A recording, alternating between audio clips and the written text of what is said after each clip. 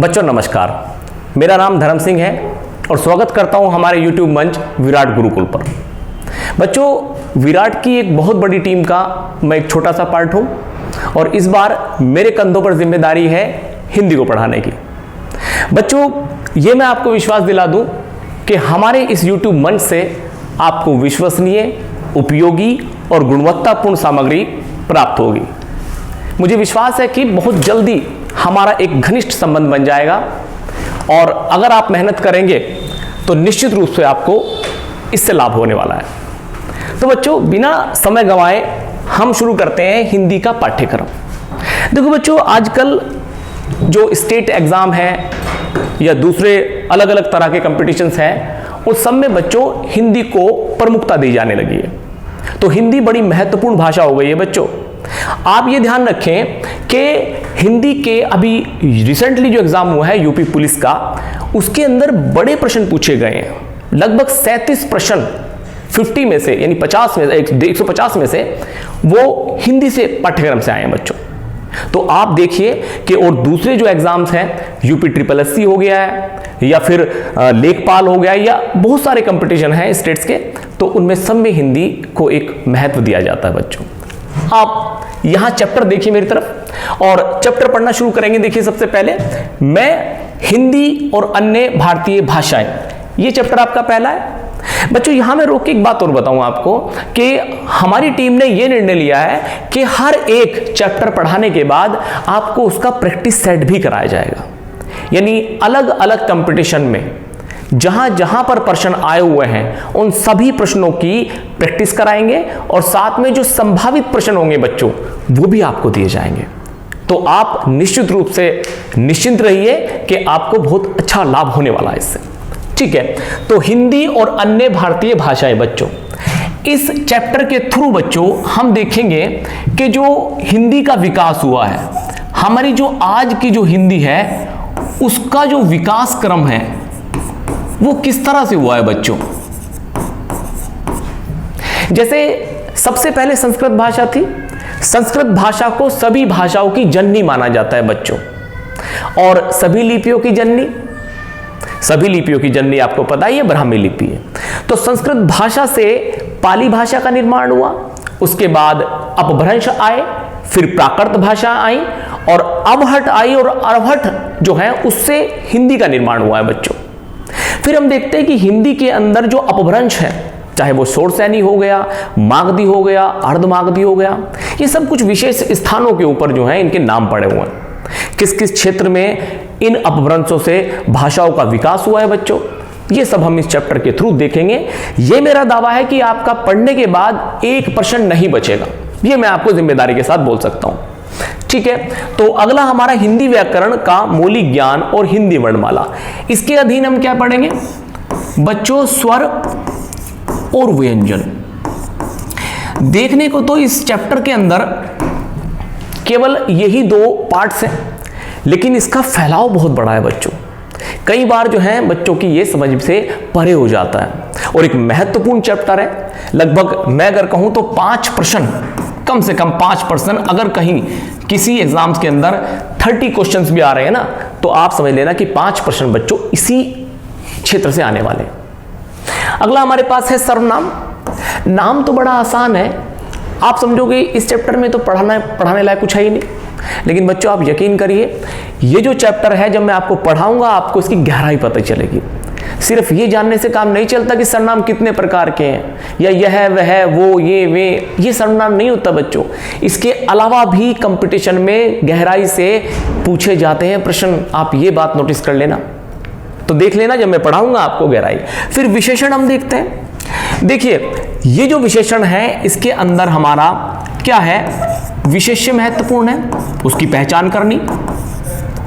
ठीक है, उसके बाद इसमें प्रविशेषण महत्वपूर्ण है, इसकी पहचान करनी, और कितने प्रकार के विशेषण हैं ये भी एक चैप्टर के अंदर आएगा हमारे। फिर लिंग, काल, क्रिया, वचन और कारक। ये चैप्टर अगर आप देख रहे हो तो ये जो कारक चैप्टर है बच्चों, और यहां पर मैंने समास को छठे चैप्टर में रखा है। उसका रीजन ये है कि मैं समास पढ़ाने से पहले आपको कारक पढ़ाना चाह रहा हूं, क्योंकि समास में बहुत से कारकों का इस्तेमाल किया गया है। वचन, क्रिया। अब देखिए यहां क्रिया है, हालांकि क्रिया और वाच्य बच्चों, ये आप देखें, ये दोनों के दोनों इंटरलिंकिंग है और क्रिया के तहत ही वाच्य आते हैं। लेकिन चूंकि बच्चों मैंने देखा है कि एग्जाम्स में वाच्य अधिकांश पूछा जाता है, तो मैंने चैप्टर को बहुत अलग से समझाने के लिए आपको नीचे रख दिया उसको। लेकिन पहले मैं क्या पढ़ा रहा हूं आपको? क्रिया। वचन और काल, आप देखो इन दोनों चैप्टर के अंदर भी बड़े प्रश्न आते हैं, लेकिन बच्चों के लिए क्या समस्या है? इसकी पहचान की। बच्चे क्या करते हैं, कई बार पहचान में इसे गलत कर जाते हैं। वचन का महत्व सिर्फ यही नहीं है बच्चों, वचन का इस्तेमाल वाक्यों की अशुद्धियों में भी होता है। तो वाक्य जब अशुद्ध या शुद्ध होंगे, वहां पर भी आप वचन और विशेषण और सर्वनाम इनको पाओगे कि इनका यूज वहां पर भी होता है बच्चों। ठीक है, नेक्स्ट सिलेबस की तरफ चलेंगे हम। अगला हिस्सा हमारे पास है संधि का। संधि तो 3 प्रकार की है। आप कहोगे सर ये सिंपल है, लेकिन सिंपल नहीं है बच्चों। संधियां बहुत तरह की आ जाती है, जिनमें बताना असंभव हो जाता है कई बार। जैसे कि हमारे पास स्वर संधि है, उसके बाद हमारे पास व्यंजन है, फिर हमारे पास आती है विसर्ग संधि। तो इस तरह की संधियां हम अलग अलग पार्ट्स में डिवाइड करके पढ़ेंगे और नए नए शब्दों के साथ हम इसकी प्रैक्टिस भी करेंगे। अव्यय, उपसर्ग और प्रत्यय। बच्चों कई लोगों की दिक्कत होती है, उपसर्ग प्रत्यय आपको पता है। उपसर्ग वो होता है जो इंग्लिश में से प्रीफिक्स बोलते हैं। उपसर्ग यानी किसी भी शब्द के सामने आने वाला एक वाक्य, एक छोटा सा शब्द है, और प्रत्यय जो है बाद में आता है। ठीक, अव्यय की बात अगर हम करें तो मैं आपको बता दूं, जो शब्दों का डिवीजन हुआ है, शब्द जो है वो 2 तरह के हैं। एक है विकारी और दूसरा शब्द है बेटा अविकारी। अब इस विकारी शब्द के अंदर संज्ञा, सर्वनाम, विशेषण और क्रिया, बच्चों इनको हम समाहित करते हैं। ये 4 चैप्टर विकारी होते हैं। विकारी का मीनिंग यहां यह है कि जिन शब्दों के अंदर बदलाव हो सकते हैं बच्चों, वो विकारी कहलाएंगे। एक तो ये भी ढूंढने के लिए आ ही जाता प्रश्न। अब अविकारी, वास्तव में ये जो हमारा अव्यय है, अव्यय यानी जो खर्च नहीं हो पाया, और जो खर्च नहीं हो पाया वही क्या है? अव्यय। तो इसका मतलब यह है कि अविकारी जो शब्द है वो अव्यय कहलाते हैं। अब इसके अंदर हमारे पास क्या है? जैसे कि क्रिया विशेषण है, जैसे कि समुच्चय बोधक है, जैसे कि विस्मय आदि बोधक है। ठीक है, और एक चैप्टर और है इसके अंदर, तो ये वाले चैप्टर हम यहां से करेंगे इस अव्यय के थ्रू। यहां लिखा तो अव्यय है, लेकिन हम सारी ये चीजें पढ़ते हैं इसके अंदर, ध्यान रहेगा। उसके बाद रस, छंद, अलंकार, बच्चों सब परिचित हैं इससे, और हम इसकी प्रैक्टिस करेंगे, बहुत अच्छे प्रैक्टिस सेट से करेंगे। विलोम शब्द देखो बच्चों, जो 11, 12, 13, 14 और उसके बाद हमारा 15वां चैप्टर है। ठीक है, इस चैप्टर को हम देखेंगे कि ये सब के सब चैप्टर प्रैक्टिस पे आधारित हैं। तो हम इन सब चैप्टर्स की मैं आपको प्रैक्टिस कराऊंगा, और जितने भी अनेकार्थ शब्द हैं, विलोम हैं, मुहावरे हैं, इनको अच्छी अच्छी बुक्स जो रिकमेंड करी है हमारे इंस्टीट्यूशन ने, उनके साथ हम आपको इसकी प्रैक्टिस कराएंगे बच्चों। नेक्स्ट स्लाइड पे चलते हैं।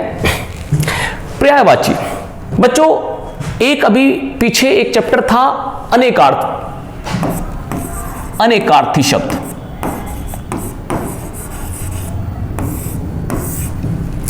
अगर किसी को पता है तो मेरी वीडियो खत्म करने से पहले आप बताएं कमेंट बॉक्स में कि पर्यायवाची और अनेकार्थी शब्दों के बीच में क्या अंतर है बच्चों। मुझे यकीन है, हालांकि मैं आपकी नॉलेज चैलेंज नहीं कर रहा हूं, लेकिन मुझे यकीन है कि बहुत कम बच्चे जानते हैं।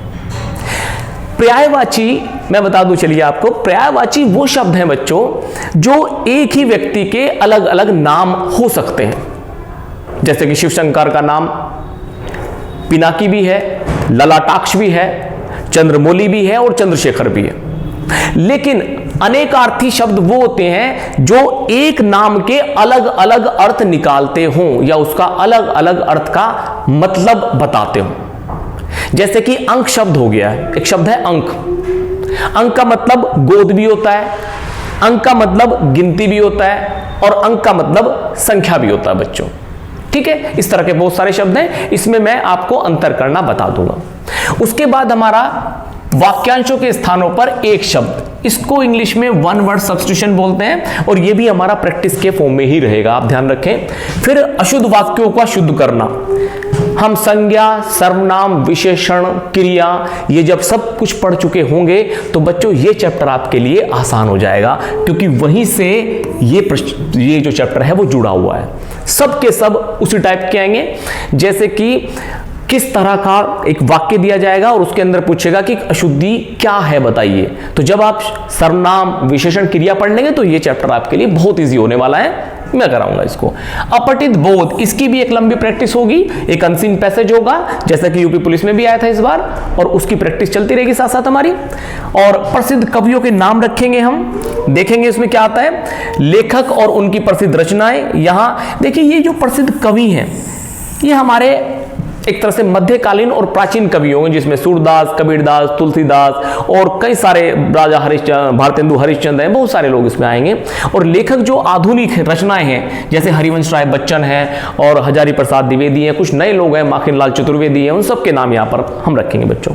फिर उसके बाद हम देखते हैं कि हिंदी भाषा में पुरस्कार, ये चैप्टर जो है बच्चों एसआई के अंदर भी आता है। ये मेरा 22वां और लास्ट चैप्टर है। एसआई में प्रमुखता से इस चैप्टर से, इन 3 चैप्टर से अच्छे खासे प्रश्न आते हैं बच्चों। तो हिंदी भाषा में जो पुरस्कार है, जैसे ज्ञानपीठ हो गया, साहित्य अकादमी हो गई, सरस्वती सम्मान हो गया, और तमाम तरह के जो भी सम्मान है वो सब आएंगे। इसे हम करंट के साथ जोड़ के पढ़ेंगे बच्चों, ध्यान रखें। करंट में जितने भी अवार्ड्स मिले हैं अभी तक वो सब मैं इसमें समाहित करूंगा, और साथ साथ जो पुराने जो पुरस्कार हैं मिले हुए हैं, जैसे कि यामा के लिए सबसे पहली बार महादेवी वर्मा को मिला था हिंदी के लिए, तो हम वो सब चीजें भी जो ऑथेंटिक सोर्सेज हैं उनके थ्रू हम फॉलो करेंगे ना आंसर को। तो ये सिलेबस है हमारा, और एक बच्चों नई वीडियो के साथ मैं जल्दी से मिलूंगा आपको, और हमारी पहली वीडियो वही पहले चैप्टर के साथ शुरू होगी। ठीक है बच्चों, तो तब तक के लिए नमस्कार, धन्यवाद।